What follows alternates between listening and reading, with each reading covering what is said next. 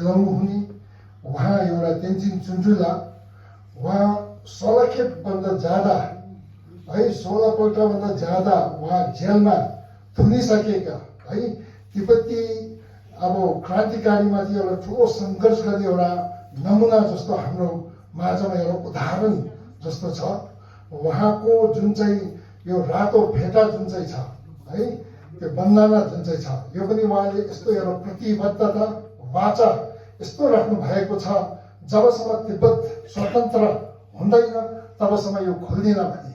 र त्यसैले गर्दाखेरि उहाँले आजसम्म निरन्तर है तिब्बतीमाथि तिब्बतीको स्वतन्त्रमाथि तिब्बतको भूभाग इतिहास त्यसरी नै भाषा भयो इत्यादि संस्कृतिको जोगाड गर्नका निम्ति उहाँले आजसम्म एकदमै धेरै स्कुलहरूमा अनि विश्वविद्यालयहरूमा यसरी नै विभिन्न सङ्घ संस्थानहरूले पनि उहाँलाई निम्ताउनुहुन्छ र उहाँले तिब्बतको स्वतन्त्र चाहिँ कतिको महत्त्व हो भने उहाँले प्रसार गर्नुहुन्छ। र आज विशेष गरी अनि यो जुन चाहिँ हिमालय भयो भारतीय हिमालयस र तिब्बतको माथि जुन चाहिँ एउटा वक्तव्य राख्नका निम्ति हामीले उहाँलाई इन्डो तिब्बत फ्रेन्डसिप सोसाइटीले जसरी नै उहाँलाई अनुरोध गरे अनुसार उहाँले सहृदय नै स्वीकार्नुभयो। उहाँको धेरै व्यस्तपनलाई पनि पन्छाएर यसरी उहाँले स्वीकृति दिनुभएर यसरी पधार्नु भएको छ। र तिब्बतको यो जुन चाहिँ मसला जुन चाहिँ छ तिब्बतको समस्याको समाधान जुन चाहिँ छ हाम्रो भारतसँग एकदमै जडित छ सम्बन्ध छ धेरै अनादिकालदेखि यसरी सम्बन्ध भएको हो। र हिजो अस्ति हाम्रो 10 मार्चमा पनि मैले उल्लेख गरेको थिएँ र तिब्बतको सर्वप्रथम राजा पनि हाम्रो एउटा इतिहासमा उल्लेख छ। राजा पनि भारतको रूपतिको अनि उहाँको पुत्र अनि हुनुहुन्छ। र तिब्बतमा सर्वप्रथम जुन चाहिँ भाषा इत्यादि जुन चाहिँ छ त्यो पनि रचना गर्नुहुने उहाँले भारतको नालन्दा इत्यादिबाट है देवनागरी इत्यादिबाट उहाँले नै तिब्बतको लिपिहरू उहाँले रचना गर्नुभयो। रचना गर्नु मात्र नभएर उहाँले तिब्बतको यो जुन चाहिँ विपुल जति पनि शास्त्रहरू छ र ती सबैहरू पनि यस भारतबाट नै उदाहरण लिएर रचना गर्नुभएका ती लिपिमाथि संरक्षण आजसम्म गरिरहनु भएको छ। र भारतको एउटा ठुलो नालन्दा परम्पराको धरोहर आजसम्म जुन चाहिँ संरक्षण सुचारू रूपले गर्नु सक्ने यो जुन चाहिँ भएको कारण नै के हो भनेदेखि त्यो लिपिले गर्दा हो। र तिब्बतबाट बग्यो भने जति पनि पानीहरू छ 10 वटा महान पानीहरू जुन चाहिँ छ ती सबैमाथि निर्भर आफ्नो जीविका जिउने एउटा एसियाबाट भन्नु हो भनेदेखि एसियाको जनसङ्ख्या 85% त्यहाँ जीविका जिउँछ। र भारतको भन्नु हो भने 47% जनसङ्ख्याले तिब्बतबाट बगेको पानीमाथि आफ्नो जीविका जिरहेको छ। त्यसैले गर्दा तिब्बतको वातावरण कतिको चाहिँ महत्त्व हो। र विश्व शान्तिको निमित्त अङ्ग्रेजीमा भनिन्छ म सधैँ भन्छु World peace is impossible if a single country is in bondage.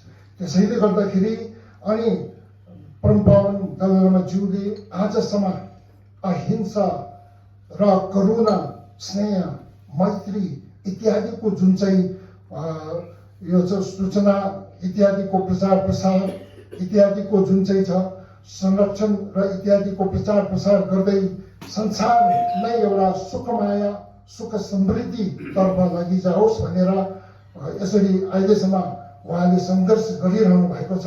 त्यो सबै परमपावन दलाई लामाज्यूको 4 वचनबद्धता जुन चाहिँ छ 4 वाचाहरूबाट नै प्रत्यक्ष रूपमा एउटा प्रमाण नै छ।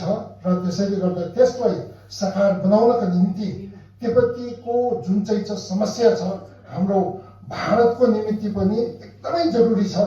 अहिलेसम्म भारतको त्यो सीमा क्षेत्रमा जति पनि हामीले खर्च गर्दैछ यदि तिब्बती स्वतन्त्र भएको खण्डमा यो जुन चाहिँ यो सीमा क्षेत्र छ यसमा त्यति साह्रो खर्च गर्नै पर्दैन। अहिले हो भनेदेखि कतिको खर्च छ तपाईँले गुगल नै गरेर हेर्नुहोस् न।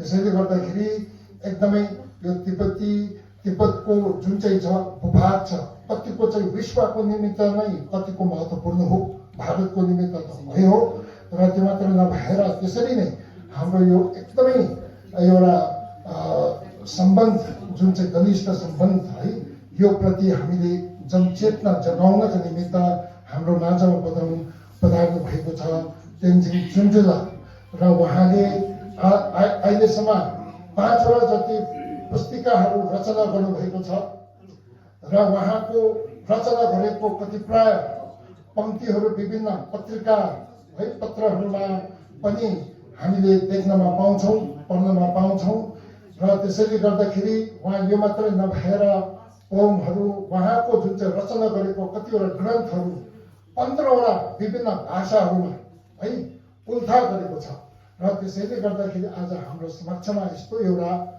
गम्भीर विपुल है ज्ञान जुन चाहिँ छ ले परिपूर्ण भएका हाम्रो तिब्बत र हिमालयको क्षेत्रको इतिहास विज्ञ अनि तेन्जिङ चुन्चुला यसरी पधार्नु भएको छ। हामी अति नै उहाँलाई हृदय नै धेरै धेरै यसरी हाम्रो यहाँ पधार्नु भएर एक दुई शब्द राख्नका निम्ति स्वीकृति दिनुभएकोमा आन्तरिक हृदयबाट इन्डो टिबेट फ्रेन्डसिप सोसाइटी भयो अनि यहाँ भएका सम्पूर्ण जति पनि उपस्थित हुनुभएको छ विभिन्न सङ्घ संस्थानबाट प्रतिनिधित्व गरेर पधार्नु भएको छ, र सबैको अनि तर्फबाट पनि उहाँलाई मुरी धन्यवाद सर्वप्रथम पठाउन चाहन्छु।